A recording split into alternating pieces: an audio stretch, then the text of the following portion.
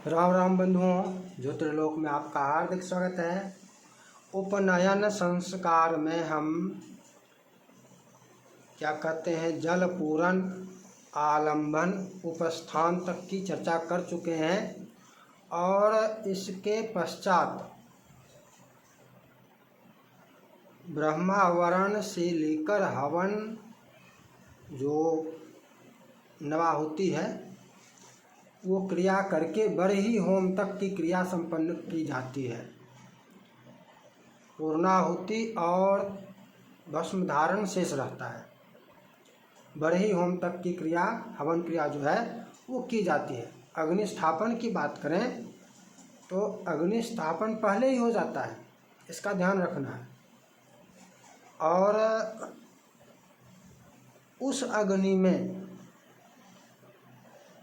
जो चूड़ाकरण की अग्नि होती है, चूड़ाकरण संस्कार होने के पश्चात पूर्णाहुति हो गई और भस्म धारण कर लिए तो पुनः उसी अग्नि में नहीं होगा, पुनः दूसरी अग्नि चाहिए सभी संस्कारों में। और इसका विकल्प ऐसा कुछ कहीं नहीं है कि भाई पूर्णाहुति छोड़ दिया जाए और उसी अग्नि में फिर दूसरा संस्कार कर ले और अंत में एक बार पूर्णाहुति करें, ऐसा कोई विधान नहीं है। नहीं है तो इसका तात्पर्य है कि सभी हवन का, सभी संस्कारों के निमित्त जो हवन किया गया है उसमें पूर्णाहुति भी करेंगे, भस्म धारण भी करेंगे। और जब ये पूर्णाहुति भस्म धारण कर लेंगे तो पुनः उसी अग्नि में हवन नहीं होगा, अर्थात पुनः अग्नि स्थापन ही करना होगा। और अग्नि स्थापन उपनयन का कब होगा? सबसे पहले अग्नि स्थापन होगा, उसमें ईंधन देकर प्रज्वलित रखेंगे। शेष क्रियाएं जो आलंबन उपस्थान तक है, दिशा स्तुति तक, वहाँ तक की शेष क्रियाएं संपन्न करने के पश्चात कहाँ से अग्नि स्थापन करके तत्पश्चात कटिसूत्र, कौपीन इत्यादि धारण कराने की जो विधि है वहाँ से आरंभ करके और दिशा की स्तुति तक, पुस्तकों में आपको जैसे मिले यही क्रम मिलेगा, वो करके तदनंतर ब्रह्मावरण हवन की जो विधि है उस विधि के अनुसार आगे की शेष क्रियाएं और बरही होम तक। तो ये हवन की क्रियाओं की चर्चा करने की आवश्यकता हमें यहाँ पर नहीं है। हवन संबंधी चर्चा तो पृथक की गई है, आलेख भी प्रकाशित है कर्मकांडविधि.in पर। वेबसाइट का जो URL है उसको ध्यान से समझ लीजिए। उसमें आपको कर्मकांड संबंधी बहुत सारी विधियाँ मिलती हैं। कर्मकांडविधि.in ये वेबसाइट है, ये URL है वेबसाइट का।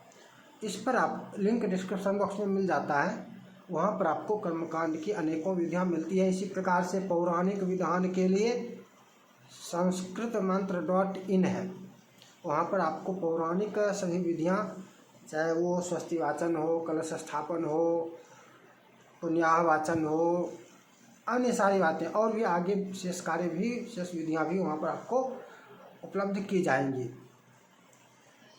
आगे यहाँ पर जो चर्चा है हवन के पश्चात मतलब बरही होम तक की क्रिया करने के पश्चात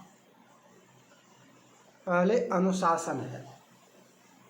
पहले आचार्य अनुशासन करेगा। उस अनुशासन के लिए जो है वो ब्रह्मचारी असी पूछेगा, भट्टों को उत्तर देगा ब्रह्मचारी असानी। इस प्रकार से जो है अपोसान मादिवा सुसुप्ता वाचम यच्छ समिध माधेहि अपोसान, ये अनुशासन है। ये करने के पश्चात सावित्री उपदेश का विधान आता है, गायत्री उपदेश का विधान आता है। इसमें आपको पहले अभिवादन आ जाता है और अभिवादन की यदि चर्चा करने लगे तो अभिवादन संबंधी चर्चा ही बड़ी हो जाएगी। यहाँ पर पहले अभिवादन आता है। अभिवादन में जो सामान्य रूप से वर्णित रहता है, पुस्तकों में पद्धतियों में वर्णित है कि बटुक जो होगा, ब्रह्मचारी जिसको उपदेश देना है, वो पश्चिमाभिमुख हो जाएगा। ठीक, एक तथ्य स्पष्ट हो गया, पश्चिमाभिमुख। इससे संबंधित प्रश्न भी आया था एक कमेंट में, तो आपके जो टिप्पणी वाले प्रश्न होते हैं उन प्रश्नों के उत्तर भी यथासमय चर्चा क्रम से आपको मिलते रहेंगे। जैसे व्रात्य संबंधी अनेकों प्रश्न हैं, तो व्रात्य संबंधी चर्चा संभवतः पहले भी की गई है, आगे और भी करेंगे। इसे पीछे जाकर भी आप वीडियो देख सकते हैं, संभवतः पहले भी कर चुके हैं एक बार, आगे पुनः कर लेंगे यदि ना मिले तो अभी पहले अभिवादन पर आना है। अब ये पश्चिमाभिमुख होगा तो कहाँ होगा, यह प्रश्न आता है। जहाँ पर बैठे हैं आचार्य के दक्षिण भाग में ब्रह्मचारी बैठा हुआ है, तो वहाँ पर तो पश्चिमाभिमुख नहीं हो सकता है। पश्चिमाभिमुख होने का तात्पर्य भी यहाँ पर है कि आचार्य के सामने हो, आचार्य के बगल में फिर ना हो, फिर आचार्य के ही बगल में ना हो, आचार्य के सामने हो। तब आता है कि फिर अग्नि के उत्तर हो या दक्षिण हो, तो दो भाग आ जाता है। अग्नि पर तो नहीं बैठेगा, या तो सामने आचार्य के सामने अग्नि है तो अग्नि के दो भाग में किसी एक भाग में रह सकता है। दो भाग जो है, उत्तर भाग और दक्षिण भाग, इन दोनों भागों में से किसी एक भाग में हो सकता है, बैठ सकता है। इसमें भी दोनों भागों का विधान मिलता है। कहीं उत्तर बैठे अग्नि के उत्तर भाग में पश्चिमाभिमुख बैठे, और कहीं दक्षिण भाग में बैठने का भी निर्देश मिलता है, दक्षिण भाग में पश्चिमाभिमुख बैठे। तो ये शाखा भेद से इसका निर्णय करना चाहिए। मुख्य रूप से जो माध्यन्दिन शाखा है उसके लिए अग्नि के उत्तर भाग का नियम है। अग्नि के उत्तर भाग में पश्चिमाभिमुख होकर ब्रह्मचारी बैठे। स्पष्ट हो गया इस विषय में। यहाँ जो आसन पर जहाँ बैठा था वहाँ पर नहीं बैठे। अच्छा, जाए कैसे, वहाँ तक जाए कैसे, जाने का भी सब ध्यान रखना होगा। किस प्रकार से जाए, अग्नि का वामावर्त प्रदक्षिणा करते हुए जाए, अग्नि की वामावर्त प्रदक्षिणा करके उधर चला जाए, नहीं, दक्षिणावर्त होगा, प्रदक्षिणावर्त घूम कर जाएगा, इसका भी ध्यान रखना है।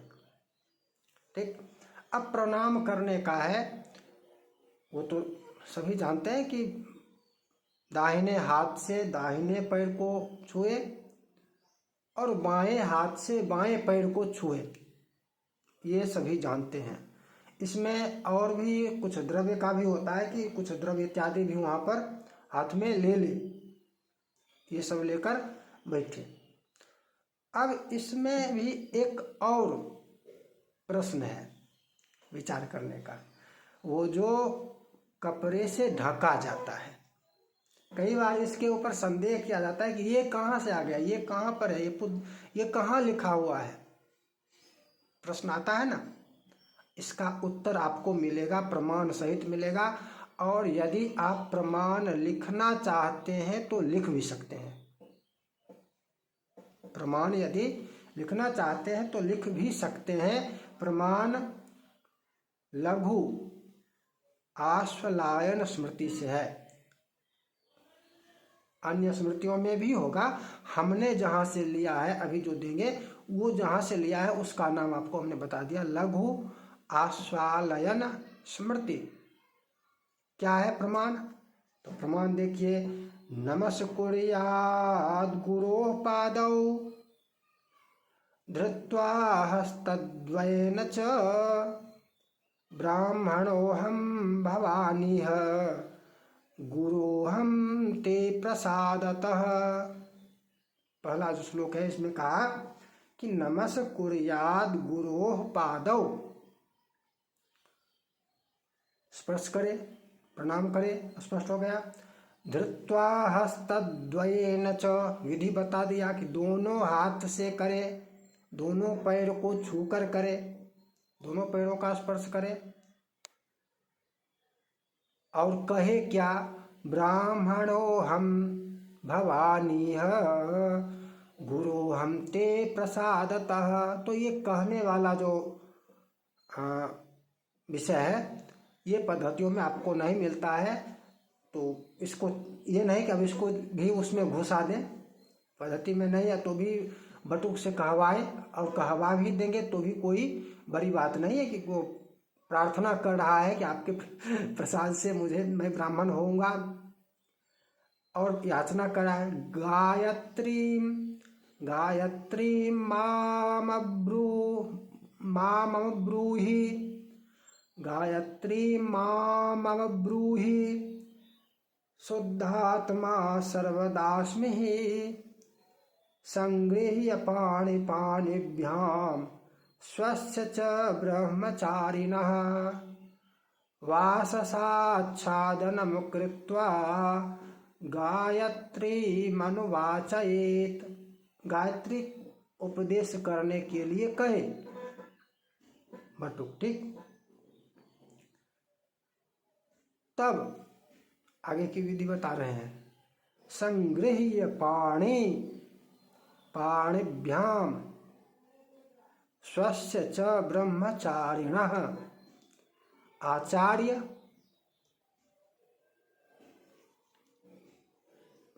बटुक के हाथ को पकड़ ले, अपने दोनों हाथों से बटुक के हाथों का ग्रहण कर ले, पकड़ ले।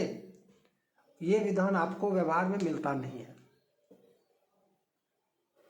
आगे वाससाच्छादनं कृत्वा, वाससाच्छादनं कृत्वा, ध्यान दीजिए, गायत्री मनुवाचयेत। तब गायत्री का उपदेश करे, कब, वाससाच्छादनं कृत्वा, वस्त्र से आच्छादन करके, है ना, प्रमाण हो गया ना। ये जो वस्त्र से आच्छादन किया जाता है तो कहा जाता है कि इसका प्रमाण नहीं है, ये कहाँ से आ गया, कैसे है, ये कहाँ से, ये विधान कहाँ से है। प्रमाण मिल गया कि हाँ ये विधान है। गायत्री मनुवाचयेत, फिर गायत्री का उपदेश करे। अब कैसे करे, तो इसका भी विधान है, 3 बार करना है, 3 बार उपदेश का विधान है।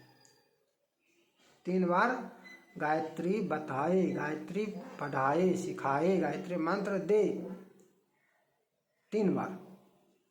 और तीनों बार में 3 प्रकार से बताए, 3 प्रकार से पढ़ाए।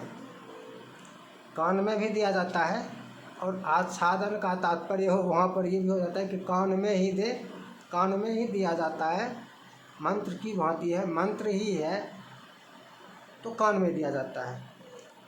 अब 3 बार का विधान क्या है, उच्चार्य प्रणवम चादौ भूर्भुवः स्वस्ततः परम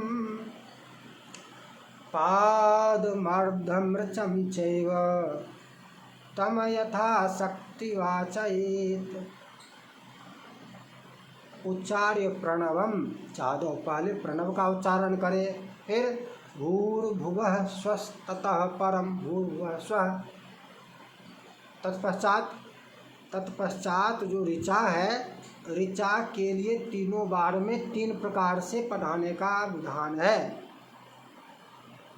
पहले पादम, पादमर्धमृचम, पहले पादम 3 पाद में विभक्त करके, तीनों चरण पृथक पृथक। दूसरी बार अर्धम, अर्धम आधा, तो धीमहि तक का जो है वहाँ तक आधा कहा गया है, वहाँ तक आधा हुआ, धियो योना से दूसरा भाग हो, आधा आधा करने पर धीमहि तक। और ऋचम, फिर 1 बार में पूरा का पूरा संपूर्ण पढ़ाए, साथ साथ पढ़े, साथ साथ उच्चारण करे, इस प्रकार से बताया गया है। तो ये आज की चर्चा थी पुनः नई चर्चा के साथ मिलेंगे। जय जय श्री राधे।